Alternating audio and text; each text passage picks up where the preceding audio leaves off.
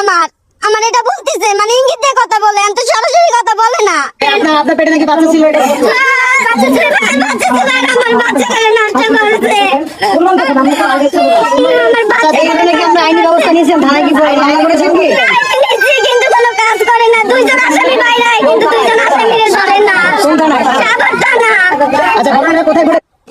যেদিন আমি যেখানে মানে থানায় ছিলাম ওই দিন আমার ইঙ্গিত দিয়ে বইলা দিয়েছে যে ভিডিও ছাইরা দিমু। আমি আমার জামাইয়ের কাছে বইলা দিছি।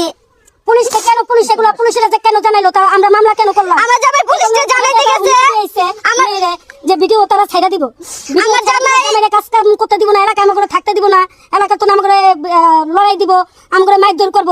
এই ঘটনার পর আমার নন্দের পোলা ডালে ধরে আমার নন্দের পোলা কাজ করে দেখো ডালে আমার নন্দের পোলালে যে 4-5 জনে মেহেদির ভাই মিলে 4-5 জনে যে আমার নন্দের পোলা ডালে ধরে মারছে। যে কেন আমরা এগুলা পুলিশ করব? মজিবার দুই ছেলে হুমকি দেয় অনো যে আমাকে মাইরা লাগবো। মজিবারের ছেলের নাম ওই ছেলে আমার সামনে দাঁড়ায় বলে যে আমার বাল ফালাবি, আমি ক্যান্টনমেন্টে যাবো, ক্যান্টনমেন্টে যাই জামিন করে নিয়ে আসবো।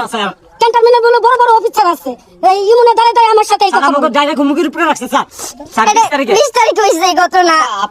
আমি 4 জন চিনি, একজনকে চিনি না। একজন মাস্ক পরা ছিল, কোনো সময় দেখি নাই ওকে।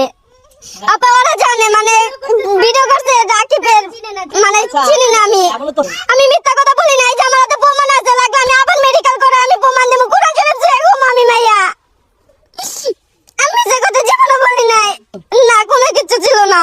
কয়েকদিন আমার ইঙ্গিত দিয়ে খারাপ খারাপ কথা বলছে, আমার জামাইটা বলছে, আমার জামাই কইছে আর কয়েকদিন সহ্য কর। আর বাবা মা মাজারে শালি দরবারে উরুস আরাম বইছে, বাবা মা আর স্বামী সবাই দোকানদারি করতে গেছে। আর গরিব মানুষ দিনে না দিন খায়। আর বাবা মা গেছে এই দরবারে উরুস করবা, এই ফাঁকে ওর স্বামীও ছিল না, বাবা মাও ছিল না, আর আমি ওর বড় মামি, আমি 4 দোকানদারি করি। রুম থেকে বেরোনোর পরে না রুম রুমে থাকা অবস্থায় রুমে